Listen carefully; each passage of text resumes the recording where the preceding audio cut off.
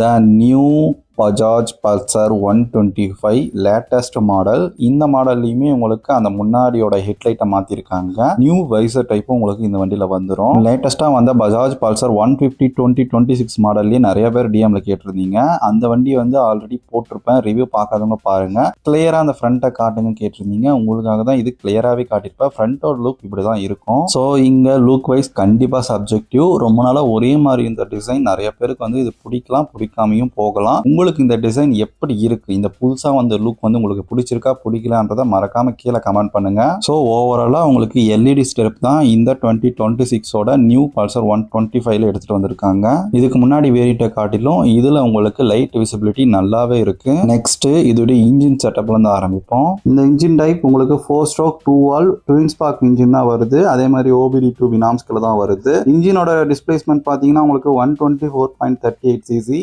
Maximum power எடுத்துக்கிட்டீங்கன்னா உங்களுக்கு 11.8 break horse power 8500 RPM release பண்ணோம். மேக்ஸிமம் டார்க் பாத்தீங்கன்னா 10.8 Nm டார்க் 6500 RPM ரிலீஸ் பண்ணோம். ஸோ நம்ம ஓல்டு அந்த 125 எடிஷன் பார்த்தவங்களுக்கு தெரியும், ஒரு வந்து மைனஸா ஒன்று சொல்லியிருப்பேன். பட் இதுல கொஞ்சம் டிஃப்ரெண்ட் ஆயிருக்கு, ஒரு சின்ன அப்டேட்டும் ஆயிருக்கு இன்ஜின் அளவுல. என்ன அப்படின்னா இது ஒரு ஸ்போர்ட்டி ஃபீல் தர ஒரு பைக், காமனா எல்லாருக்குமே தெரியும். அதே நேரத்தில் இந்த 2026 மாடல்ல பஜாஜ் இன்ஜின் ரொம்பவே ரிஃபைன் பண்ணியிருக்காங்க இந்த வண்டியை. நீங்க ஆக்சலரேஷனை வந்து கொடுக்குறப்போ இமீடியட்டா அந்த பவர் டெலிவரி வந்து இன்ஸ்டன்டா இருக்குது, நல்லாவே ஃபீல் பண்ண முடியுது. மெயினா இங்க சிட்டி டிராஃபிக்ல அந்த கேப்ல நீங்க வந்து புகுந்து போறப்போ ரொம்பவே யூஸ்ஃபுல்லா இருக்கு இந்த வண்டி. இப்போ எக்ஸாம்பிள் இப்போ ரீசெண்டா 150 போட்டிருந்தோம், 150 cc பைக் ஓட்டுற அதே ஃபீல் கண்டிப்பா இந்த வண்டியிலும் உங்களுக்கு கிடைக்குது. பிக்கப் விஷயத்துலயுமே ஸ்டில் வந்து பல்சர் கிங் தான். இதே 125 கம்பேர் பண்றப்போ ரைடர் உங்களுக்கு இருக்கு, அது கொஞ்சம் வந்து ஸ்லிம்மா இருக்கும். பட் இந்த பல்சர் 125 பாத்தீங்க அப்படின்னா ஒரு 150 சிசியோட அந்த லுக் வந்து அப்படியே உங்களுக்கு இருக்கும், கொஞ்சம் பல்கியாவும் இருக்கும். ஸோ ஓவராலா குவாலிட்டி எல்லாமே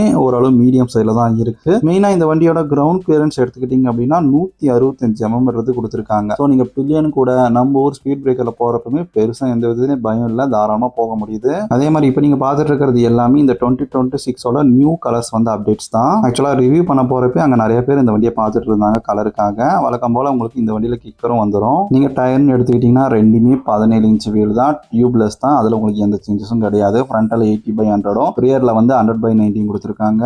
சஸ்பென்ஷன் உங்களுக்கு பார்த்தாலே தெரியும், ஃப்ரண்ட்ல டெலஸ்கோபிக்கும் ரியர்ல ட்வின் கேஸ் ஆக் சஸ்பென்ஷன் தான் கொடுத்துருக்காங்க. பிரேக் வைஸ் 240 mm டிஸ்க், ரியர்ல வந்து ட்ரம் தான் கொடுத்துருக்காங்க. 130 mm ட்ரம்னு வந்துடும். ஸோ ஸ்டில் பிரேக்கிங் உங்களுக்கு இது சிபிஎஸ் தான், ஏபிஎஸ் கிடையாது. பட் கூடிய சீக்கிரம் February to Marchல எல்லா வண்டியிலுமே மோஸ்ட் ஆஃப் த வண்டியில நீங்க ஏபிஎஸ் சிங்கிள் சேனல் எதிர்பார்க்க முடியும். ஸோ எடுக்கிறவங்களுக்கு மஸ்ட் கொஞ்சம் வெயிட் பண்ணி எடுங்க. சில பேர் வந்து அப்ராக்சிமேட்டா ஒரு மந்த் சொல்லுங்க, அந்த டேட் இந்த டேட்னு சொல்றீங்கன்னு சொல்லிட்டு எனக்கு வந்து லீக்ஸ் படி டேட் தான் நான் வந்து உங்களுக்கு சொல்லிட்டு இருக்கேன். ஸோ அதன்படி கொஞ்சம் வெயிட் பண்ணி எடுத்தீங்கன்னா உங்களுக்கு ஏபிஎஸோட வரதுக்கு சான்சஸ் ரொம்ப அதிகம். பிரேக் வைஸ் ஃப்ரண்டோட டிஸ்க் ஃப்ரண்டோ அந்த கேலிபிரேஷன்றது நல்லா இருக்கு, ஓரளவு ஓகே. ரியர்ல ஆவரேஜா தான் இருக்கும். சஸ்பென்ஷனுமே உங்களுக்கு ஒரு மீடியம் சைஸ் தான். இதை பத்தி இன்னும் நான் நெகட்டிவ்ல சொல்றப்போ கிளியரா எக்ஸ்பிளைன் பண்றேன். அதே மாதிரி இந்த ஸ்பீடோமீட்டர் கன்சோல் இதுக்கு முன்னாடி 150 பல்சர்ல இருந்தா அதே மாதிரி ஸ்பீடோமீட்டரோட கன்சோல் தான். உங்களுக்கு ப்ளூடூத் கனெக்டிவிட்டி, மொபைலோட நோட்டிஃபிகேஷன், ரைட் கனெக்ட் ஆப், பேசிக்காக அதே ஆப்ஷன்ஸ் உங்களுக்கு இதுலேயும் வந்துடும். லெஃப்ட் சைடில் உங்களுக்கு யூஎஸ்பி சார்ஜிங் போட்டு உங்களுக்கு இருக்கு. அதே மாதிரி இந்த வண்டியுமே உங்களுக்கு பெட்ரோல் அந்த E20 சப்போர்ட் உங்களுக்கு வந்துடும். டேங்க் கெப்பாசிட்டி கிட்டத்தட்ட 15 லிட்டர் வந்து உங்களுக்கு வந்துடுது. பல்சர் 150 போலவே இதுலையுமே நல்ல ஒரு பெரிய டேங்க் கெப்பாசிட்டி தான். ஒன் ஃபில் பண்ணிட்டீங்க அப்படின்னா ஒரு நார்மல் ஸ்பீடில் தான் நீங்கள் போறீங்கன்னா லாங் டிரைவுமே இது நல்லா தான் இருக்கும். மெயினாக எங்கள் மைலேஜை பற்றி கேட்பீங்க. ரியலாகவே இது வந்து ஒரு பெரிய ப்ளஸ் பாயிண்ட் இந்த வண்டிக்கு. நிறைய பேர் எடுக்கிறதுக்கு காரணமும் இதுதான். நம்ம லாஸ்ட்டாக வந்து டெஸ்ட் பண்ணியிருந்தோம். அப்போ டெஸ்ட் பண்ணுறப்பமே ஒரு இம்ப்ரெஸ் ஆன ஒரு விஷயம் என்னென்னா சிட்டிக்குள்ளே ஓட்டுறப்பமே உங்களுக்கு கிட்டத்தட்ட ஈஸியாக ஒரு 50லேருந்து 52 53 வரைக்கும் கூட சிட்டியில் கிடச்சிச்சு ஈஸியாக. இதுவே ஹைவேல நீங்கள் வந்து நார்மல் க்ரூசிங் தான் பண்ணுறீங்க, பெருசாக ஸ்ட்ரெஸ் பண்ணல அப்படின்னா 55க்கு மேலே தாராளமாக மைலேஜ் எதிர்பார்க்க முடியும். இந்த வண்டியில் நல்ல ஒரு மைலேஜ் தர ஒரு வண்டி தான் இது.